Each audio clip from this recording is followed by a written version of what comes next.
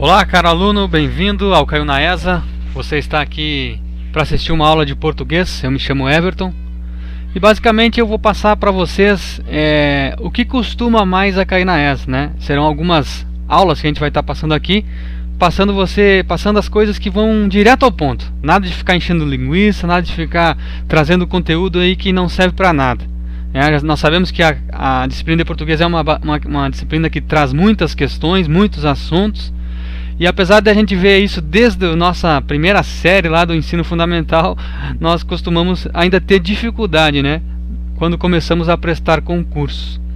Enfim, a prova da ESA basicamente ela cobra os três assuntos principais, né? Além da literatura, claro, da interpretação de textos, os assuntos mais recorrentes são a fonética, né, ortografia e pontuação, morfologia e a sintaxe, que são alguns itens que nós analisamos lá no nosso edital 2020. Primeiramente eu quero dizer que eu não sou nenhum professor formado em português, em letras, não sou mestre em gramática, apenas sou alguém que há muito tempo vem prestando concurso público, inclusive já fui sargento do Exército, fui aprovado na prova do ano 2000, no meu primeiro concurso com 18 anos.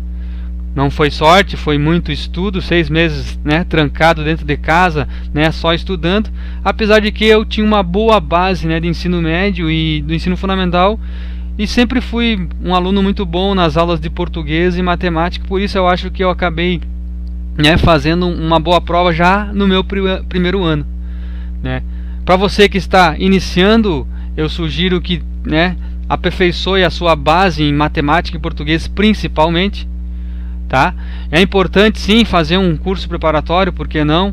Existem vários aí no mercado, inclusive a metodologia online, que é o que a gente vem usando mais atualmente e que tem um custo menor para o aluno. Eu creio que seja interessante você buscar um curso preparatório sim.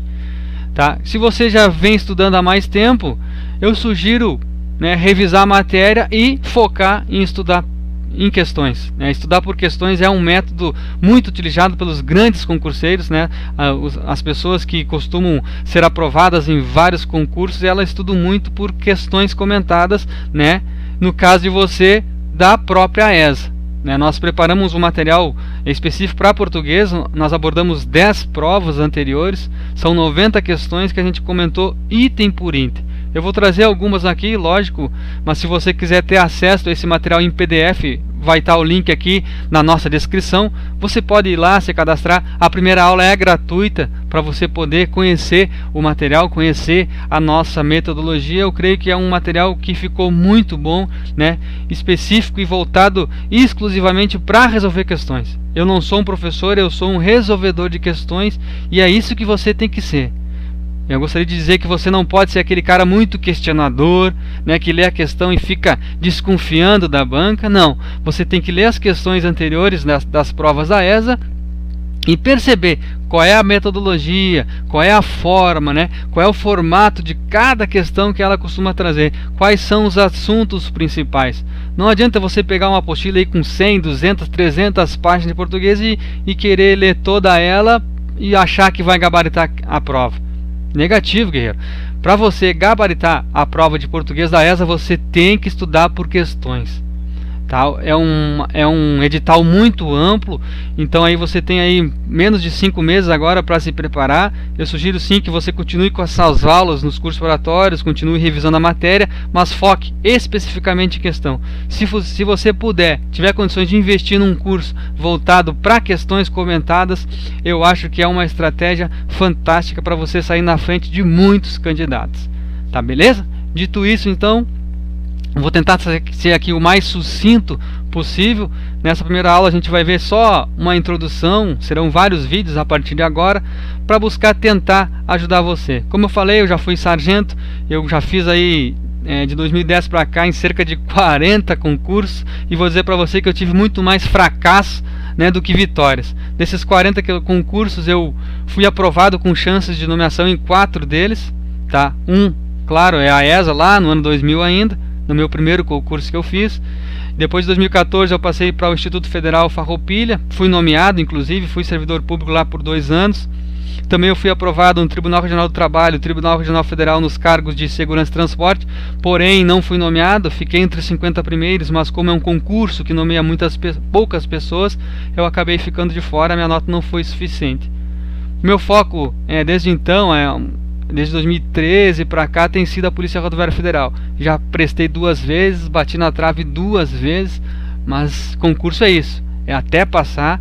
Se você está fazendo a prova da ESA pela primeira vez, é possível que você não seja aprovado logo de cara, mas você tem aí com certeza no mínimo aí 4 ou 5 anos ainda para fazer essa prova. Se é teu sonho, não desiste, aproveita para estudar com mais tranquilidade, já que é o teu primeiro ano, né? Foca bastante nos seus erros, foca nas dificuldades que você tem, que eu tenho certeza que se você não passar nesse ano, no ano que vem você estará muito mais preparado, né? Eu tenho amigos, a minha esposa também é professora de redação, que nós vamos trazer aulas aqui no YouTube, inclusive já tem algumas. A gente já viu alunos passando no último ano da prova lá com 23 e 24 anos, estourando já a idade, e o cara já vinha estudando aí 1, 2, 3 anos, mas não desistiu e passou. Porque as coisas são assim, ela acontece no tempo que tem que acontecer, e você tem que parar de mimimi, tem que sentar a bunda na cadeira e estudar. Não adianta você ficar aí procurando fórmulas mágicas, o curso que vai trazer um milagre para você, que isso não vai acontecer. Não vai acontecer. Tá? Você tem que focar, você tem que ir no específico e no que a banca realmente cobra. Existe muita fantasia, muita ilusão no mundo dos concursos, muita gente trazendo conteúdo na internet só para vender coisa para você. Mas é importante você, né, fazer uma análise do edital, fazer uma análise das provas do concurso que você vai fazer. Ler o edital com tranquilidade, né, ver sobre a carreira, ver se é realmente isso que você quer. Tá bem? Mas a gente troca um papo aí mais pra frente. Ok, o edital da ESA, né, na parte de português, ela traz ali, os principais tópicos são os itens 2, 3 e 4 do conteúdo programático, que é a fonética, ortografia e pontuação, onde o aluno ele precisa, né, verificar a correta escrita das palavras da língua portuguesa, acentuação gráfica, né, divisão silábica e pontuação, né. Esse significado das palavras você vai adquirir com leitura. Não tem como a gente trazer quais são as palavras que a banca vai cobrar, porque o vocabulário português, né, brasileiro é muito amplo. Então, quanto mais você lê, mais você procurar, né, criar esse hábito de leitura, mais você vai aumentar o seu vocabulário. Tá bom? A parte de morfologia é a parte que estuda a estrutura e a formação das palavras e as classes das palavras. E a morfossintaxe, então, vai estudar a oração em si, né, a frase e o período, né, vai trazer as funções sintáticas, regência, concordância, né, inclusive é a matéria que mais cai na prova da ESA, é a parte de morfossintaxe. Tá ok? Então a gramática ali, como eu falei, divide-se em fonética, é o estudo dos fonemas em geral. A morfologia, que é o estudo das palavras quanto à estrutura, a formação, a classificação dela.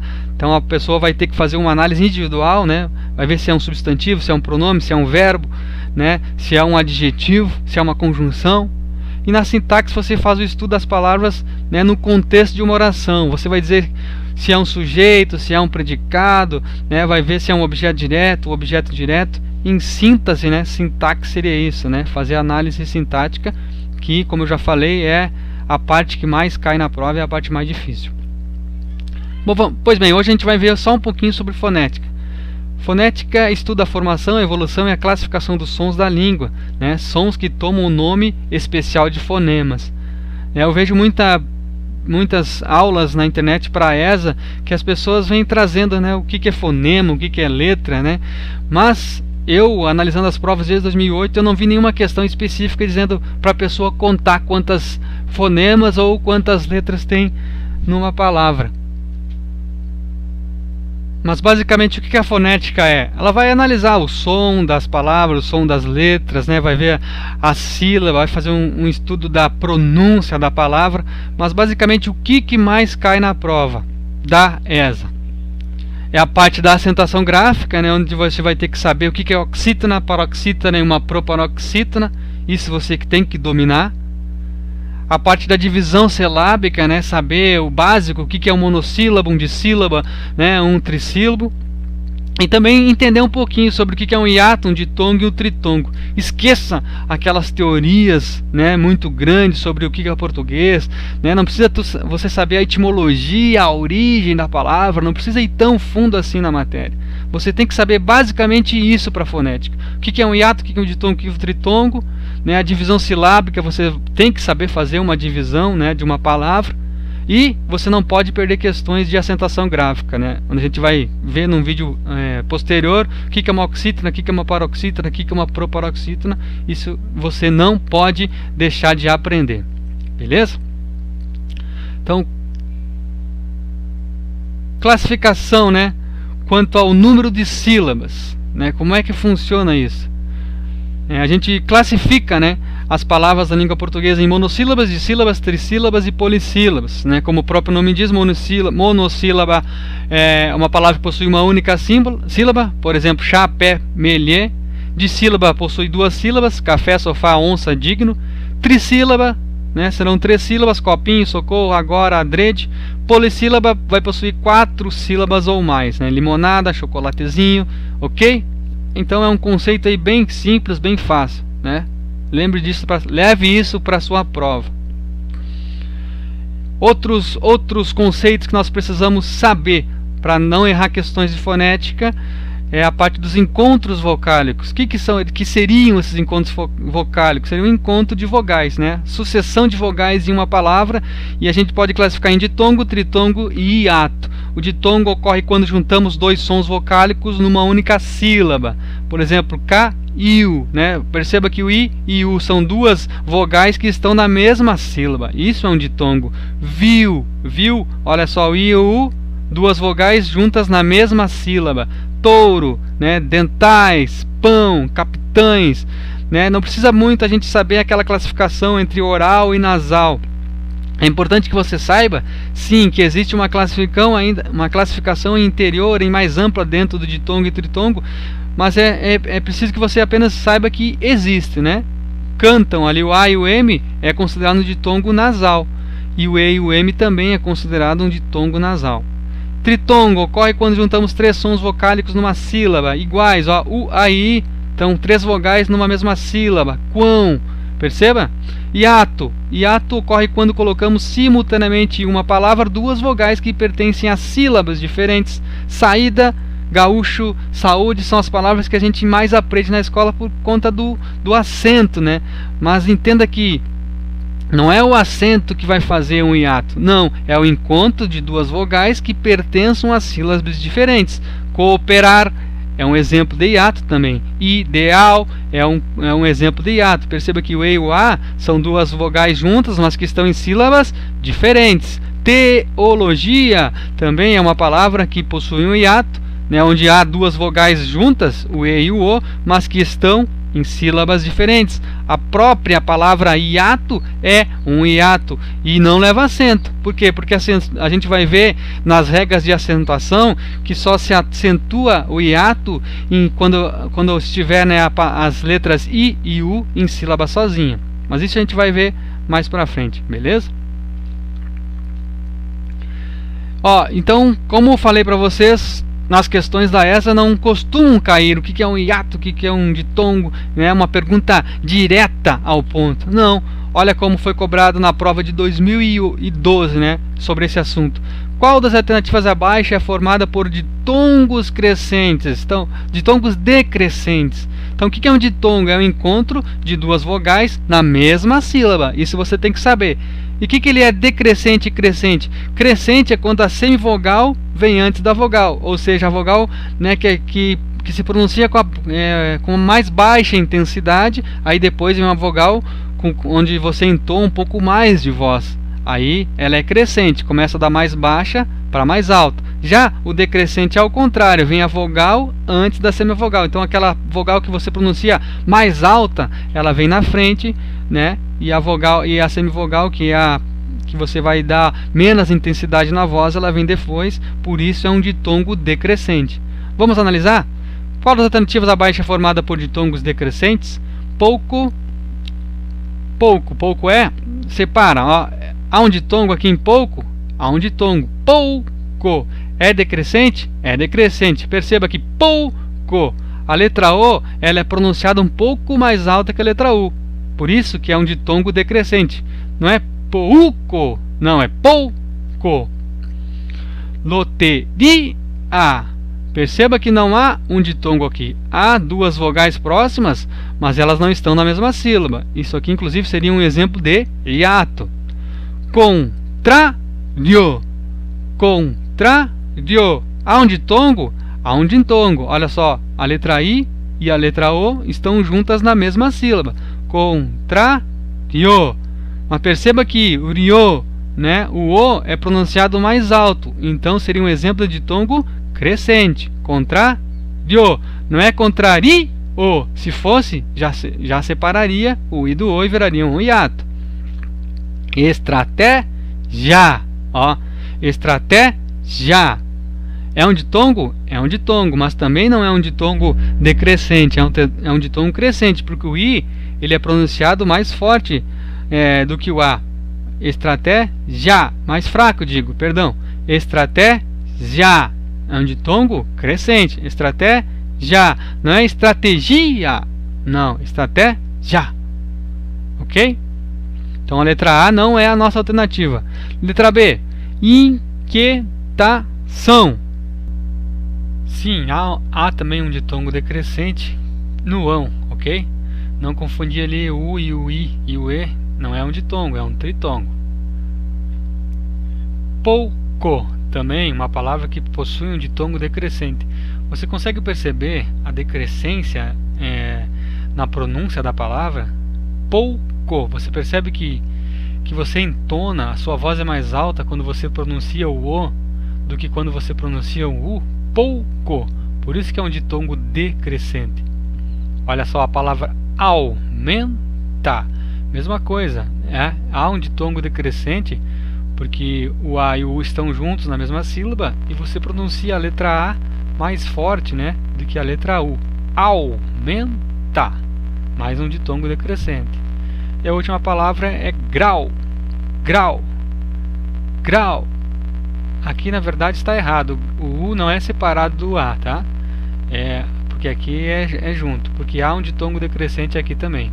Eu fiz a separação aqui, mas está errado aqui a apresentação. É grau, não é grau. É grau, ok? Então desconsidera essa separação aqui que está errada. O correto é grau, tá? O U e o A junto formando um ditongo decrescente. E aí nós temos a alternativa correta, a letra B, né? As 4 palavras com um ditongo decrescente. Essa separação aqui foi uma bisonhada minha aí, depois eu pago 10 flexões aí para vocês. Valeu? E por que as demais alternativas estão erradas? Olha só, cair, não há um ditongo aqui. Compreensível, da mesma forma, não há um ditongo. Perceba que as vogais elas se separam, né? Elas se encontram, mas estão em sílabas diferentes. Aí não é ditongo. Beijar, aqui sim há um ditongo. Beijar, um ditongo decrescente também, né? Perceba que o som do E sai mais alto do que o I. Treino também, mais um ditongo decrescente. Letra D, imponderáveis, tá? Há um ditongo aqui. Atuar, nesse caso não há. Psicologia também não há. E seu é um ditongo. A letra E, colégio, ditongo. Não, ditongo. Imediatamente,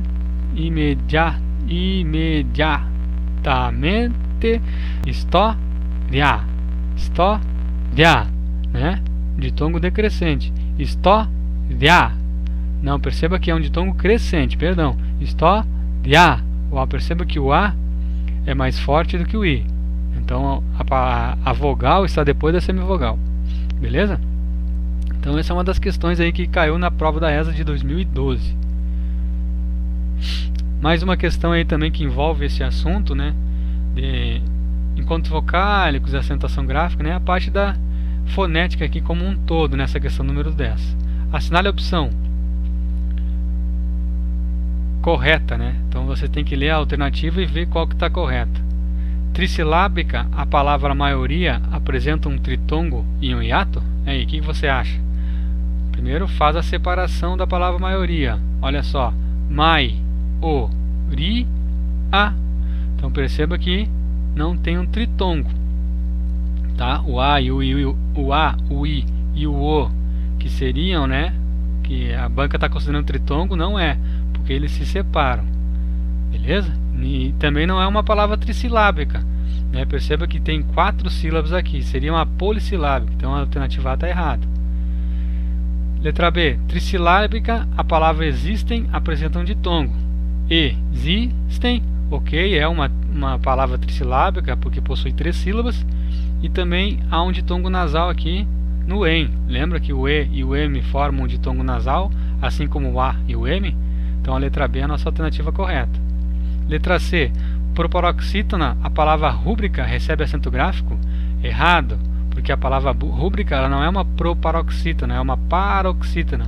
O correto é rubrica, tá? Não esqueça isso, rubrica é o correto para a palavra em questão. Portanto, alternativa C errada. Letra D, paroxítona, a palavra Nobel é acentuada graficamente. Errado, porque Nobel é oxítona, é Nobel, não é Nobel. Tá certo? Aqui ela está considerando que Nobel seria uma paroxítona e não teria acento. No caso, se ela fosse realmente uma paroxítona, aí ela seria acentuada. Tá? Mas a questão está errada porque Nobel é uma oxítona e não é uma paroxítona. Letra E, paroxítona, a palavra gratuito apresenta um hiato? Errado, a palavra gratuito apresenta um ditongo, porque não é gratuito, é gratuito. Olha, perceba, gratuito apresenta um ditongo, inclusive decrescente, gratuito, gratuito. Então o U ele é entonado com maior força do que o I, por isso que é um ditongo decrescente, vogal antes da semivogal. Ok? Alternativa correta, então, letra B.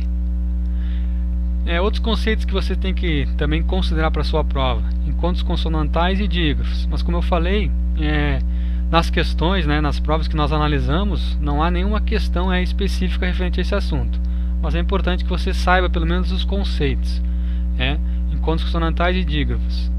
É um encontro de sons consonantais, simultâneos dentro da palavra. Podem ser classificados de acordo com o modo como se apresentam. Isso aqui ele está falando do encontro consonantal. Encontros consonantais perfeitos possuem sons consonantais que pertencem à mesma sílaba. Olha aqui, ó, problema, então 2 consoantes juntos na mesma sílaba. O B e o L também. Psicologia, perceba o P e o S aqui. Pedra, ó, encontro de consoantes na mesma sílaba. Chama-se de encontro consonantal perfeito. Encontro consonantal imperfeito, que são sons consonantais que pertencem a sílabas diferentes. Olha só, digno, o G e o N são 2 consoantes, eles se encontram, mas ficam em sílabas diferentes. Perfeito, mesma coisa. Artista, olha só quantos encontros de consoante, mas em sílabas diferentes. Divisão silábica, esse é um assunto que cai na prova, já caiu, mas também não é muito cobrado. Há poucas questões referentes a esse assunto. A divisão silábica da palavra em sílabas é feita pela soletração, então não há uma regra. Então no soletrar é que você consegue perceber quando que tem que separar a sílaba. Basta pronunciar com calma a palavra para sabermos quantas sílabas ela tem. Há algumas regras que facilitam a separação de sílabas. Vamos ver algumas regras? Primeira, separa-se hiato, saída, balaustre, então o hiato sempre é separado. Encontro consonantal imperfeito, lembra? Encontro de consoantes em sílabas diferentes. Digno, então o G fica para um lado, o N para o outro. Característica, ok? Então sempre se lembrar de separar essas consoantes aqui. Dígrafos, RR, SS, SC, S cedilha, XC, XS, separam-se os dígrafos. Então são regras básicas que a gente aprendeu lá no ensino fundamental. Não se separa ditongo, cárie, água. Tritongo não se separa. Os encontros consonantais perfeitos, tá? Olha só o PR aqui, não se separa nesse caso. Se separar aqui vai ficar errada a palavra, ok? Alguns dígrafos também não se separam, o CH, LH, NH, o GU. Beleza? Eu vou deixar esse material aqui salvo na descrição. Aí você baixa lá e olha com mais calma. Eu estou passando meio rápido aqui porque pra gente ser mais dinâmico e focar no estudo. Beleza? Então é importante você saber esses conceitos, procurar um pouco mais aí e entender sobre isso. Outras dicas: qualquer consoante solta dentro da palavra que não forme sílaba com vogal posterior pertencerá sempre à sílaba anterior. Ó, tungstênio, eclipse, né? Perceba aqui, ó, o S, tá? Ele está solto aqui no meio da palavra, então ele fica sempre junto da sílaba anterior, não da posterior. Eclipse, ó, o P é a mesma coisa. Egípcio, P também. Feldspato, ó, o S solto aqui fica sempre com a sílaba anterior, né? Prefixo mais vogal formam sílaba normalmente. Olha, tá o transatlântico. O prefixo aqui seria trans, mas como tem uma vogal, ele consegue formar a sílaba com ele ali tranquilamente. Subentender, a mesma coisa. Sub seria o prefixo, mas como tem uma vogal depois, aí ele forma a sílaba com a vogal. Prefixo mais consoante. Isola-se o prefixo e depois separa-se as sílabas restantes. Olha só, sublinhar.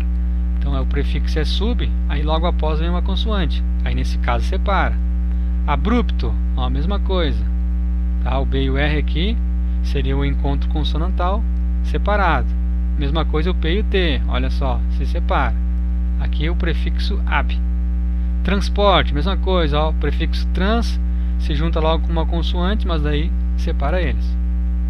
Ok? Dica simples. Então caiu uma questão de divisão silábica na prova de 2012. Inclusive eu acho que são duas só que nós conseguimos achar.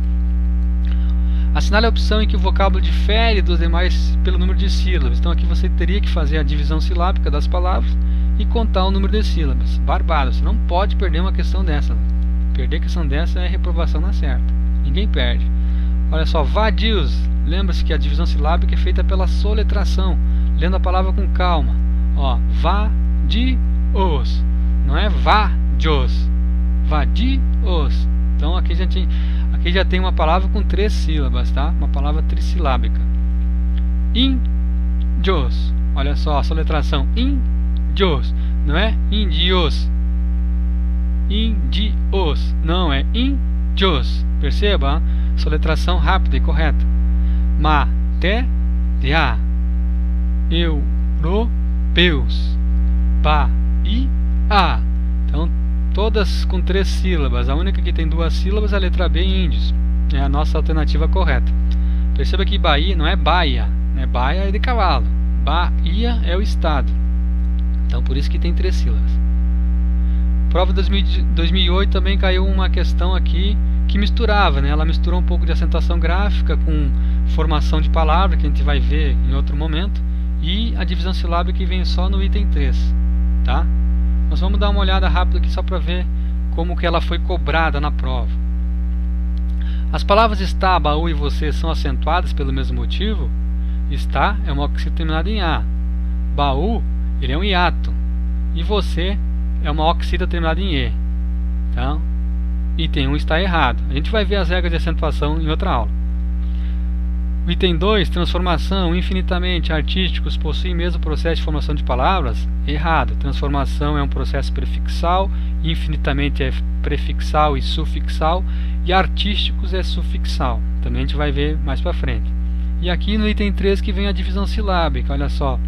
Varia, pia e abrupto. Lembra das regras, ó, que separar os encontros consonantais imperfeitos, ó, o B, o R, o P e o T.